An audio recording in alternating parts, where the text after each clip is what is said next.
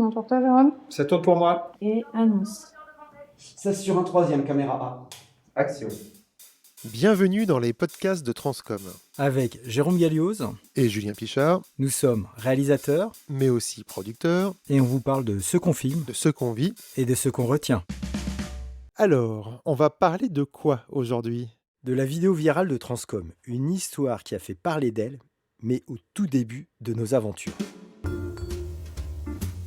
Ce film va vous plonger dans les rouages de la production audiovisuelle institutionnelle. En 2005, j'ai créé Transcom, une société pas comme les autres. Et maintenant, suivez le guide. En 2007, Transcom avait 2 ans d'existence et on avait un gros problème.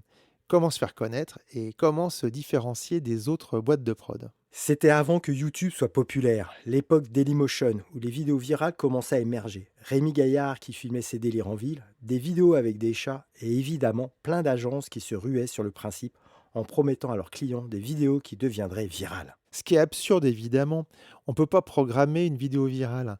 Mais nous, on s'est dit, tiens, et si on parlait de notre boîte ?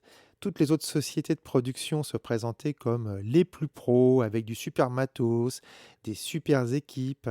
Et ils étaient tous les meilleurs du monde, tellement les meilleurs du monde qu'ils se ressemblaient tous. Alors on est parti du point de vue opposé. Transcom, ça allait être une boîte de prod ultra ringard, avec un logo énorme autour de la Terre, des locaux gigantesques, des moyens techniques dingues, sauf que tout part de travers. L'idée, c'était de filmer en plan séquence pour montrer toutes les différentes parties de notre activité. Et tout était tourné en muet, post-synchronisé, pour avoir cet effet de doublage raté. On n'avait rien à perdre, tout à gagner. C'était vraiment l'antithèse de ce qu'on était. Le rôle que je jouais, le réalisateur tyrannique, j'insultais tout le monde, je parlais mal aux clients, je respectais personne. Et ta fameuse réplique. Mais de la like ici, on lui balancera tout sur la gueule.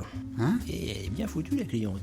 Et ça va faire une ombre énorme. Mais qu'est-ce que j'en ai à foutre? Dans la vie, il y a des ombres, hein. Ça va, c'est bon, allez, hop. Et après, tu me retrouvais dans la salle de post-prod où j'étais déguisé, cette fois-ci en gros geek, avec des lunettes, une chemise et des bretelles. Et tu jouais sur un vieil ordi avec un synthé à côté. Quand j'arrivais, tu cachais discrètement ton joystick pour le remplacer par une souris et faire semblant de travailler. Viens ici, mon petit... Gilbert, monsieur. Ah oui. Et c'est moi qui Formidable. compose, arrange, enregistre toutes les musiques de nos films. Dans la scène de l'open space, je traversais la pièce en disant « Voici l'âme de Transcom, une armée de chefs de projet à votre service. » Mais tu parles en guise d'armée, ce sont des clones du même comédien qui occupe chaque poste de travail. Ah oui, celui-là, il n'était pas facile à tourner, ton chemin était balisé et j'ai eu pas mal d'effixes à faire pour composer toute la séquence. Et il y avait aussi Nicolas Ramad en scénariste désespéré. Donc voilà mon scénario, il est très ironique, il est très Ouais, moderne. très bien, c'est pas mal, J'en pour suis moi. très content. Mais rajoute une blonde et puis un singe qui parle. On se moquait vraiment des films institutionnels ultra sérieux, des boîtes qui faisaient genre « on est les meilleurs », alors qu'en fait, si on regardait de près, c'était vraiment cheap. Et puis, il y a eu le coup de génie. La fin avec Sarkozy. On était donc en 2007, l'année de son élection. Et il avait cette façon de parler vraiment spéciale, très directe. Et on avait un copain qui l'imitait super bien. On s'est dit, les boîtes de prod citent toujours des gros clients qu'elles ont.